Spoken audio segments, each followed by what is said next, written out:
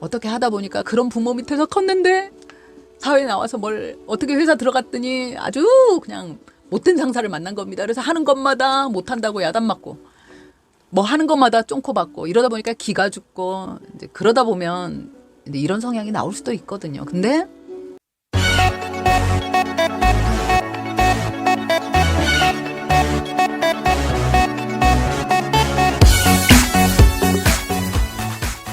내가 타인의 삶에 도우미로 살고 있지는 않은가. 무조건적인 사과, 항상 과하거나 무조건적인 건 결국 극으로 가는 거잖아요. 극으로 가는 건 옳지 않다. 물론 사과 잘하는 거 중요합니다. 살다 보면 누구나 실수를 하죠. 내가 의도치 않게 뭐 나도 모르게 하는 실수도 있을 거고 다른 사람에게 피해를 줬거나 다른 사람을 불편하게 했을 수 있습니다. 그리고 우린 누구나 그런 실수하고 살아요. 100% 완벽한 사람 당연히 없어요. 우린 신이 아니잖아요. 그런데 그랬을 땐 당연히 정중하고 확실한 사과는 해야죠. 그런데 이 정중하고 확실한 사과도 내가 당당할 때 할 수 있는 겁니다. 내가 당당하다는 건 뭐냐면 내가 뭘 실수했는지를 아는 거예요. 내가 나를 사랑하고 나를 믿고 내가 당당해지는 게 중요한 이유가 이런 실수가 생겼을 때, 이런 잘못이 생겼을 때 내가 그 실수가 무언지를 내가 분명히 알 수 있다는 거거든요. 난 나를 사랑하는 사람이에요. 난 나를 사랑하기 때문에 남이 나한테 실수하는 거 원치 않아요. 그러면 나도 남한테 실수하는 거 안 하고 싶어 합니다. 그래서 나도 모르게 어떤 실수가 생겼을 땐 정중하게 사과를 하죠. 내가 나를 사랑하는 사람이기 때문에 저 사람한테도 그렇게 합니다. 내가 나한테 하듯이. 요번에 제가 이것 때문에 잘못했네요. 너무 미안합니다라고 정중히 사과를 해요. 그리고 나는 다음에 이런 실수를 안 하기 위해서 조심할 거고 상대 입장에서도 봤을 때 이 사람이 자신의 실수를 분명히 캐치하고 그거에 대해서 정중하게 사과를 했어요. 그랬을 때 이 사람은 이런 사람이라면 다음에 이런 실수를 또 하지는 않겠다. 오히려 믿음을 줍니다. 내가 실수를 했지만 실수를 하고도 믿음을 받을 수가 있는 거거든요. 무조건적인 사과를 하지 마시라고 한 거잖아요. 이 얘기는 뭐냐면 자존심도 없는 겁니다. 그 사람은 어떤 일이 있어도 늘 평소에 우리가 매일 새 사람과 관계를 맺지는 않잖아요. 우리는 가족도 늘 보지만 직장을 가던 사업을 하던 꾸준히 그 순간 하는 일에 연결된 사람들과 만나게 되지 않습니까? 그러면 그 사람들은 나를 알아가는 거거든요. 근데 이 사람은 늘 사과를 잘해요. 뭔 일이 있으면 처음에는 사과를 잘하니까 사람이 괜찮네라고 생각한 겁니다. 별일도 아닌데 막 저렇게 정중하게 사과를 하니까 사람이 되게 예의 바르구나라고 생각해요. 근데 늘 그래요. 그러다 보면 어느 순간 어떻게 되냐면 뭔가 사과할 일을 늘 만드는 사람 이렇게 인식될 수 있거든요. 그러다 보면 결국 만만한 사람이 되는 겁니다. 뭐야 이 사람은 뭔가 정확하지도 않고 맨날 뭔가 실수를 해서 맨날 사과를 하고 맨날 조아리는 사람 그렇게 인식이 될 수 있거든요. 그러면 나는 그게 아니에요. 난 안 싸우고 싶었던 거거든요. 갈등 상황을 만들고 싶지 않아서 그냥 내가 손해본다는 마음으로 그냥 나는 얼른 무마하려고. 그게 어떻게 생각하면 회피거든요. 진짜 사과는 객관적 사실에 근거를 둔 내가 뭔가 분명히 누군가에게 손해를 끼쳤거나 아니면 내가 예의를 벗어났을 때 문득 예의인데 내가 일부러 의도치 않아도 예의를 벗어날 수 있어요. 그렇지만 예의를 벗어났으면 그건 사과를 해야 됩니다. 그게 인도 사람들은 손으로 밥을 먹잖아요. 근데 거기서는 숟가락으로 밥을 먹는 건 이건 굉장히 예의에 벗어나는 거라고 하더라고요. 그 뭐 신을 모독한다고 하던데 아무튼 그 나라에서 컸습니다. 근데 나는 나면서부터 손으로 밥을 먹어본 적이 없잖아요. 근데 내가 이제 인도를 갔습니다. 사전 지식이 없어요. 가서 밥을 주는데 숟가락이 없는 거예요. 근데 이제 그래서 내가 주섬주섬 내가 준비해간 숟가락으로 밥을 먹었습니다.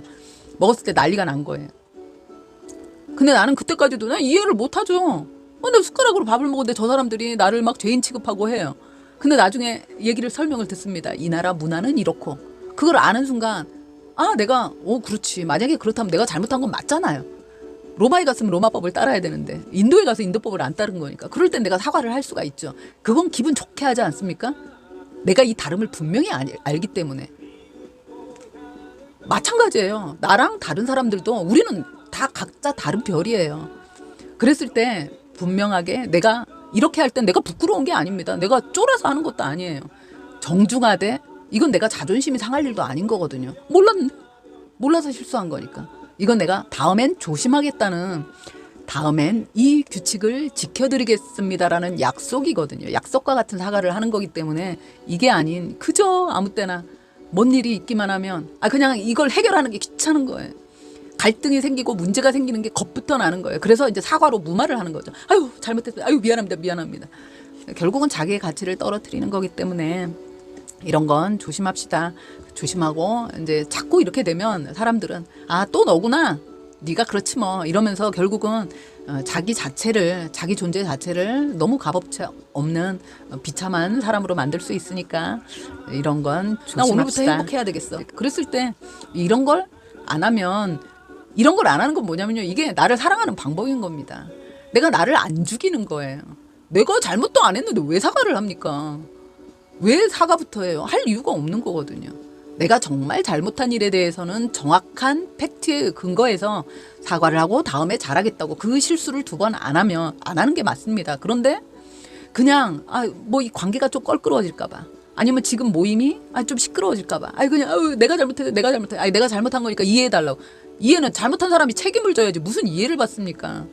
정말 잘못을 한 건 잘못한 사람이 책임을 지는 거예요. 이건 이해를 받는 게 아니에요.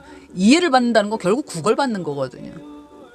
구걸받았다는 건 내가 동량한 거지를 내가 존중하진 않아요. 존중하기는 어렵습니다. 솔직히 존중하게 안 되잖아요. 무시하게 되어 있거든요.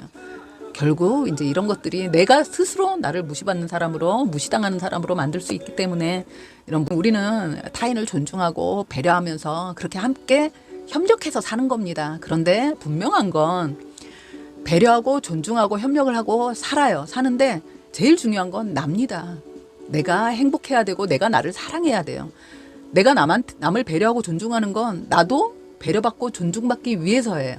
근데 이 무조건적인 사과라는 건 결국 내가 그 어떤 갈등이나 문제가 생겼을 때 나의 의견, 나의 생각, 나의 마음을 얘기하고 해결을 해야 되는데 그게 자신이 없는 거거든요. 그 자신이 왜 없냐면 내가 나의 의견을 말해본 적이 없는 사람인 겁니다. 나는 늘 누군가의 의견을 따라가고 누군가의 생각에 맞춰주고 누군가의 기분에 내가 비율을 맞추던 사람이기 때문에 그걸 할 자신이 없는 거예요. 그래서 문제가 생길 것 같으면 겁이 나는 거거든요. 이건 자기는 해소해 보려는 노력을 해본 적이 없기 때문에 이게 생기는 자체가 싫어요. 그래서 그 전에 미리 사과를 하는 겁니다. 덮어버리는 거예요. 미안해. 나 때문인가 봐. 정말 미안해. 어머, 이거 나 때문에 이런 일이 생겼나 봐. 정말 미안해. 근데 중요한 건 그렇게 하면서 나는 사람들에게 늘 그런 사람, 늘 찌질한 사람, 이렇게 인식이 될 수 있기 때문에 이건 결국 미로 살고 있지는 않은가. 도움이라는 글자가 좀 자극적이었나요? 이제 그런 걸 한번 돌아봅시다. 그건 결국 내가 행복하지 않은 거고 내가 자존감이 너무 낮아져 있지 않나. 사실 그렇기 때문에 눈치를 보는 거거든요. 그렇기 때문에 무조건 예스 하고 있는 걸 수 있거든요. 내가 나한테 당당하지 못하기 때문에. 그래서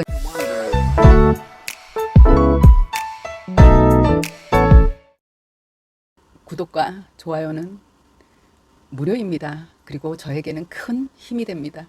감사합니다.